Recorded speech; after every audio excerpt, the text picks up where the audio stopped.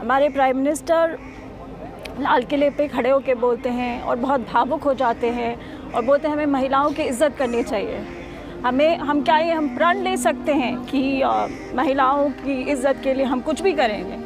और कुछ ही घंटों में ये 11 रेपिस्ट बाहर आते और सिर्फ बाहर ही नहीं आते, हमारा समाज भी कहीं ना कहीं सड़ गया है कि इन लोगों को फूल मालाओं से आदर से उनको घर के अंदर लाया जा रहा है, उनको रिहा किया जा रहा है।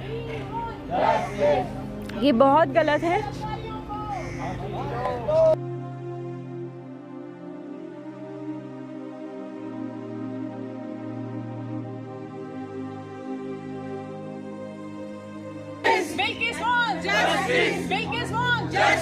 बिल्किस तुम आगे बढ़ो, हिंदुस्तान तुम्हारे साथ है। बिल्किस तुम आगे बढ़ो, हिंदुस्तान तुम्हारे साथ है। बिल्किस तुम आगे बढ़ो, हिंदुस्तान तुम्हारे साथ है। बिल्किस तुम मत डरो, हिंदुस्तान तुम्हारे साथ है। 11 बलात्कारियों को, 11 दरिंदों को छोड़ दिया उनसे बात किए बिना, तो फिर किस बात के भावुक हो रहे थे वो?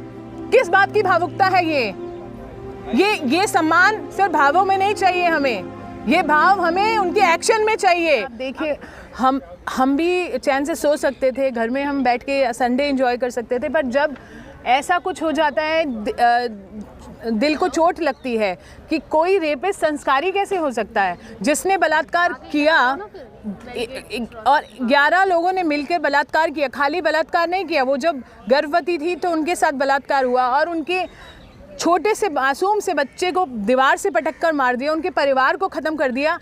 ऐसे संस्कारी लोग हैं। ये देश वो देश है जहाँ पर जो अस्तित्व है ना हमारे पूरे देश का, कृष्ण और राम पर टिका है कि नहीं? तो कृष्ण और राम ने किसकी लड़ाई ली थी? मर्यादा महिलाओं के लिए लड़ाई ली थी। कृष्ण ने द्रौपदी की लाज बचाने के लिए महाभारत हुई थी। रामायण में सीता माँ को छुड़ाने के लिए रावण का वध हुआ था, जिसके लिए हर साल आप दशहरा बनाते हैं, दिवाली बनाते हैं, हर त्यौहार बनाते हैं, हर त्यौहार उसके इर्द गिर्द है।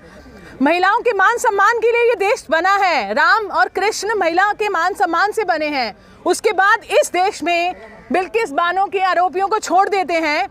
कितनी हिपोक्रेसी है, कितना मतलब क्या लेवल है। हर त्योहार हमारा भगवानों के इर्द गिर्द है। लेकिन मैम, प्रधानमंत्री भावुक हो गए थे अभी लाल किला से, कह रहे थे कि महिलाओं का सम्मान होना चाहिए, लेकिन उन्हीं के राज्य से जो है, जहाँ मुख्यमंत्री थे, वहाँ से जो है छोड़ दिया जा रहा, फूल मालाओं से स्वागत किया जा रहा उन लोगों का।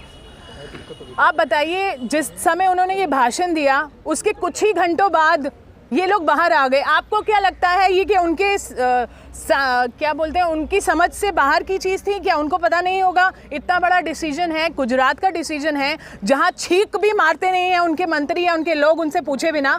11 बलात्कारियों को, 11 दरिंदों को छोड़ दिया उनसे बात किए बिना, तो फिर किस बात के भावुक हो रहे थे वो? किस बात की भावुकता है ये सम्मान सिर्फ भावों में नहीं चाहिए हमें, ये भाव हमें उनके एक्शन में चाहिए। अगर अभी भी मैं हाथ जोड़कर उनसे निवेदन करती हूँ कि इन 11 दरिंदों को आप वापस जेल में डाल दीजिए, आप ही के लिए सम्मान अच्छा होगा। फाइलें जो है वो बंद कर दी गई हैं, कहा गया गुजरात की जितने केस है सबकी फाइलें बंद हो गई हैं, क्लोज है। सबकी फाइलें एक तरफ, बलात्कारियों की फाइलें एक तरफ। फाइलें खुलती नहीं है क्या? जब ये जिसकी फाइल खुलवाना चाहते हैं सबकी फाइलें खुलती हैं, बलात्कारियों की फाइलें क्यों बंद कर दी इन्होंने? ये इंडिया का दुर्भाग्य है कि आज भी हम जातिवादी व्यवस्था में विश्वास रखते हैं और ब्राह्मणों को कहीं ऊपर रखते हैं। मैं खुद ही एक सवर्ण जाति से हूँ, तो इसलिए मुझे नहीं लगता कि जो हाई कास्ट पीपल हैं इंडिया में वो कहीं ज़्यादा केपेबल हैं या ज़्यादा अच्छे हैं किसी भी हिसाब से। तो ये सब बकवास बातें हैं और इस समय में कंट्री जिस दौर से गुजर रहा है उसमें ऐसी बातों का कोई मतलब नहीं है, कोई महत्व नहीं होना चाहिए।